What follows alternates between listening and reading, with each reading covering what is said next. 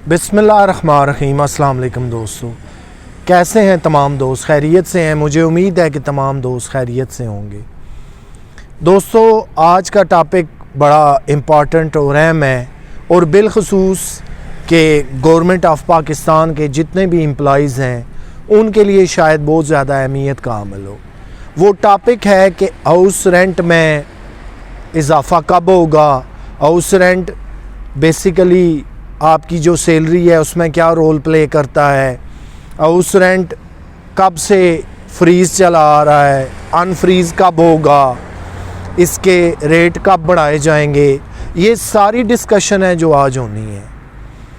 जो लोग government employee हैं या सेमी गवर्नमेंट हैं या कहीं पे भी जॉब कर रहे हैं जहाँ पे उन्हें हाउस रेंट अलाउ होता है या मिलता है इदारे की तरफ से, गवर्नमेंट के जितने भी मुलाजमीन हैं उनको तो मिलता ही मिलता है। सबसे पहली बात समझ लीजिए कि आपकी जो सैलरी बनती है वो बहुत सारे जो बेनिफिट्स होते हैं उनसे मिलकर बनती है। जैसे आपकी बेसिक पे है, हाउस रेंट है, कन्वेंस अलाउंस है, मेडिकल अलाउंस है, दीगर जो हर साल आपको बजट में सहूलियात या अलाउंसेस दिए जाते हैं उनको कोई नाम दिया जाता है। तो जब इन तमाम को आप यकजा करते हैं तो आपका एक सैलरी पैकेज बन जाता है। टॉपिक है हमारा हाउस रेंट। हाउस रेंट गालबन सन 2008 से फ्रीज चला आ रहा है। इसके अंदर जैसे जैसे महंगाई होती गई उस तनासब से इजाफ़ा नहीं हुआ। आप देखते हैं कि आम शोबाए ज़िंदगी में महंगाई जितनी तेज़ी से बढ़ी, वो अशियाए खुर्दोनोश हों, बिजली की कीमतें हों, पेट्रोल की कीमतें हों, गैस की कीमतें हों, सफरी खराजात हों, घरों के किराए हों, वो कीमतें 2008 से आज गालबन 12-13 साल का अरसा बनता है। तो हाउस रेंट जो है वो 2008 के बाद खातर ख्वाह नहीं बढ़ा। गवर्नमेंट जब भी हर साल बजट अलाउंस करती है तो उसके अंदर जो मेडिकल अलाउंस है, जो आपका कन्वेंस अलाउंस है और जो दीगर अलाउंसेस और मराहत होती हैं उन्हें टाइम टू टाइम इसलिए एक्सटेंड किया जाता है, इसलिए बढ़ाया जाता है कि जो भी सरकारी मुलाजम है, चाहे वो किसी भी ग्रेड 1 में है, मिडल में है या ग्रेड 22 में है, वो जो महंगाई वक्त के साथ साथ आहिस्ता आहिस्ता बढ़ रही है, हालात जो चेंज हो रहे हैं, कहीं ऐसा ना हो कि एम्प्लॉई जो है वो पीछे रह जाए, माली मुश्किलात का शिकार हो जाए और फिर जो है वो उसकी ज़िंदगी काबिल इज़्ज़त ना रहे। अब बात हो रही है हाउस रेंट पे, तो मैंने आपको पहले अर्ज़ किया कि जहां महंगाई, चाहे खाने पीने की अशिया हों, बिजली, गैस, पानी, पेट्रोल, दीगर जितने आपके यूटिलिटी बिल्स हैं, आपके घरों के किराए हैं, उनकी कीमतें पिछले 12-13 सालों में बहुत ज़्यादा बढ़ चुकी हैं, शायद के डबल और ट्रिपल से भी आगे जा चुकी हैं। लेकिन इन तमाम चीज़ों के बावजूद जब हाउस रेंट नहीं बढ़ रहा तो फिर वो सरकारी मुलाजमीन, उनके अंदर एक तशवीश की लहर पाई जाती है। फ़र्ज़ करें मैं आपको एक एग्ज़ाम्पल दे रहा हूँ कि ग्रेड 14 या 16 के एक ऑफिसर हैं, गवर्नमेंट की तरफ से उन्हें 3000 या 4000 हाउस रेंट मिलता है कि इससे जी आप अगर अपना मकान ख़रीद कर रह लें। तो दोस्तों, आज के दौर में हकीकत तो ये है कि 4000 की तो कोई एक अच्छी सी बैठक भी किराए पे नहीं मिलती, कोई एक कमरा भी नहीं मिलता। देहातों में तो शायद कहीं कोई थोड़ी सी महंगाई में कमी हो, शहरों में तो कीमतें बहुत ज़्यादा हैं। तो हुकूमत वक्त को ये बड़ा ध्यान देना पड़ेगा, तवज्जो देनी पड़ेगी। और ये जो हाउस रेंट है जो 2008 से फ्रीज़ चला आ रहा है, इसे अनफ्रीज़ करके आज के जो मौजूदा रेट हैं उस तनाज़र से बढ़ाया जाए। अब वो मुलाजमीन जिनके पास अपने घर हैं वो तो आराम, सुकून और आसानी से रह सकते हैं, फिर भी उन्हें गवर्नमेंट जो है वो हाउस रेंट पे करती है कि आप फ़र्ज़ करें कहीं अपने घर से दूर आपकी पोस्टिंग हो जाती है, कहीं चले जाते हैं, तो आपको घर लेने के लिए मुश्किलात का सामना ना हो या आपकी सैलरी में से एक माकूल रकम जो है वो हाउस रेंट पे ख़र्च ना हो जाए। तो अब आ जाइए कि हाउस रेंट अगर इतना लो है, इतनी लो प्रोफाइल पे खड़ा है, तो फिर आपको एक अच्छा घर कैसे मिलेगा। ग्रेड 1 का अगर कोई मुलाजम है तो वो भी ये चाहता है कि एक मुनासिब और बाइज़्ज़त रिहाइश हो। इसी तरह ग्रेड 10 का, 14 का, 16 का, इवन के ग्रेड 20 और अबव तक भी मामलात ऐसे ही हैं कि आपको एक अच्छा मुनासिब और बावकार घर चाहिए।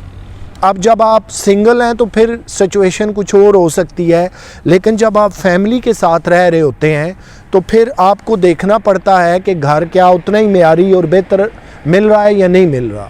लेकिन अब जहां महंगाई ने आम बंदे के लिए मुश्किलात पैदा कर रखी हैं, जहां पे आम ज़िंदगी में यूटिलिटी बिल्स हों, खाना पीना हो, बिजली, गैस, पानी, पेट्रोल और दीगर अशिया हों, वहाँ पर ये प्रॉब्लम्स अगर चल रही हैं तो फिर हाउस रेंट का फ्रीज़ रहना, इसका ना बढ़ना और महंगाई का सैकड़ों गुना बढ़ जाना, क्या ये उन सरकारी मुलाजमीन के लिए एक बहुत ज़्यादा मसाइल का बायस नहीं बनता?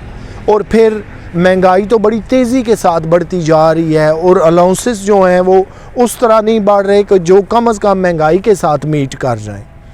बाकी तो चलें ज़िंदगी जैसी कैसी गुजरनी है, लेकिन अलाउंसेस का ना बढ़ना जो है फिर एक अदम इस्तेकाम की सूरत इख्तियार कर लेता है।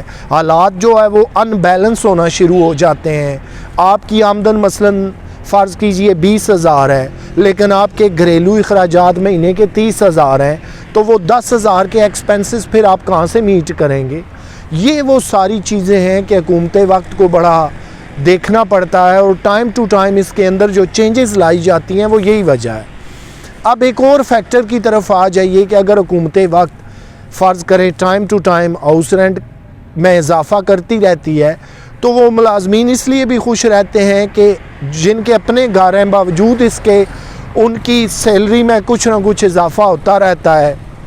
महंगाई के तनासब से कुछ ना कुछ तनख्वाह जो है वो उन तमाम अखराजात को मीट करती रहती है। लेकिन इसी तरह अगर हर साल बजट में भी तनख्वाहें ना बढ़ें, हाउस रेंट जो है वो वक्त का एक तकाज़ा है, हम इससे कितनी देर तक डिनाई कर सकते हैं? ये एक हकीकत है और ये सेटल्ड पैरामीटर हैं, ये कोई नई चीज़ नहीं है, नया मुतालबा नहीं है।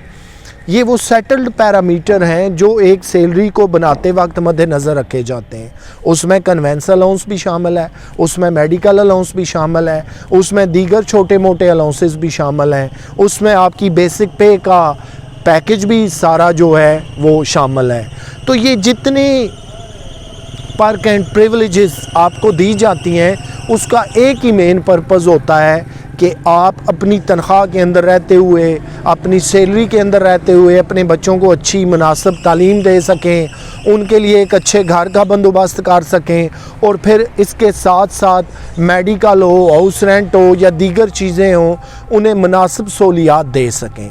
इन तमाम का एहतमाम इसीलिए किया जाता है कि कोई भी सरकारी मुलाज़म वो किसी भी डिपार्टमेंट में हो, वो अपनी एक बाइज़्ज़त खुशहाल ज़िंदगी गुजार सके, ना कि वो ज़हनी डिप्रेशन, माली मसाइल का, ज़हनी और जिस्मानी मसाइल का शिकार रहे। इन तमाम चीज़ों से बचाने के लिए ये पैकेज सेटल किया जाता है।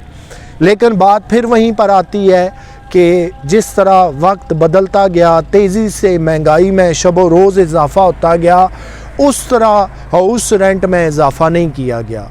और फिर ये कब से फ्रीज़ पड़ा हुआ है ये भी मैंने आपको बता दिया।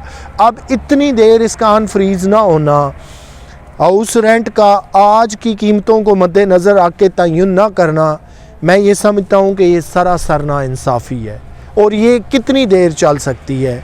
फिर यही वो वजूहात बनती हैं जो मुलाजमीन को एहतजाज और मुज़ाहरों तक ले जाती हैं, जो वो समझते हैं कि ये बेचैनी और इंतशार का बायस ये चीज़ें बन रही हैं। तो वक्त के साथ साथ इनको जो है वो चेंजेस लानी पड़ेंगी। अब अगर देखिए कि महंगाई के ऊपर कंट्रोल ही नहीं है, दिन रात कीमतें कहाँ की कहाँ चली गई और किसी एक चीज़ की नहीं, हर चीज़ की जो आपकी day to day necessities of life हैं उन तमाम की कीमतें कहाँ पर हैं।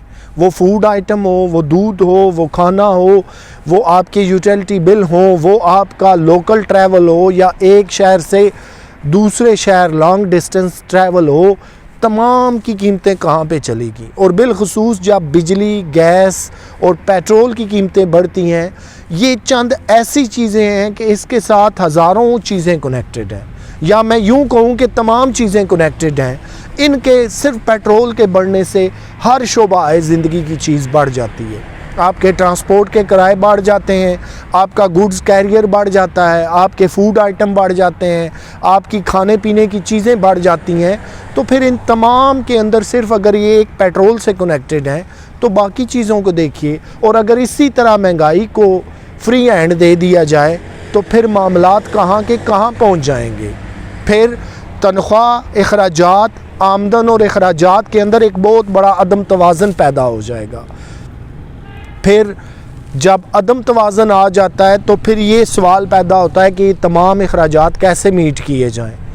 मिसाल मैंने आपको पहले भी अर्ज़ की कि आपकी फ़र्ज़ करें 30,000 मंथली आमदन है और आपके छोटे छोटे अखराजात मिला के आप देखते हैं वो 50,000 हैं, तो फिर 20,000 की जो डेफिशिएंसी है वो आप कहाँ से मीट करेंगे। तो आज ये तमाम जितने गवर्नमेंट के ऑफिशियल्स हैं, जो सरकार के मुलाजमीन हैं, ये वक्त का मुतालबा है कि जिस तरह महंगाई बढ़ी है और 2008 से गालबन ये फ्रीज़ पड़े हुए हैं, उनके अंदर कोई खातिर खा इजाफ़ा नहीं हुआ। 2011 के अंदर देख लें, 16 के अंदर देख लें, उस तरह का इजाफ़ा नहीं हुआ जैसे होना चाहिए था। इस अनफ्रीज़ को ख़त्म किया जाए। और आज की जो महंगाई का दौर है, मैंने आपको कहा आज तो 8, 10, 12,000 या 15,000 पे शायद शहरों के अंदर एक बैठक या एक सिंपल अच्छा रूम भी नहीं किराए पे मिलता। तो जहाँ फिर आपको बच्चों के लिए फैमिली के साथ एक पूरा घर चाहिए, तो हाउस रेंट अगर 2 या 4,000 रुपये है तो फिर कैसे पूरा होगा।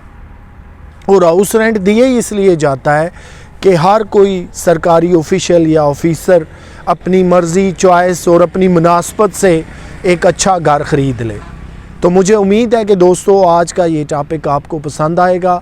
आपके फ़ीडबैक का हमेशा मुझे इंतज़ार रहता है, और इस हवाले से कि वो फ़ीडबैक जो है वो गाइडलाइन का काम करता है, मुझे अपनी खामियां और कोताहियां समझने का मौका मिलता है।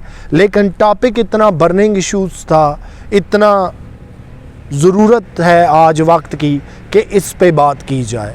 और जब तक ये मसाइल हल नहीं होते, मैं समझता हूँ कि आमदन और अखराजात के अंदर एक बहुत ज़्यादा अदम तवाज़न रहता है। फिर सरकारी मुलाजमीन एक बाइज़्ज़त और खुशहाल और पुरसकून ज़िंदगी नहीं गुजार सकते। अपना ख्याल रखिएगा। आपसे इंशाअल्लाह फिर मुलाकात होगी। अल्लाह हाफ़िज़।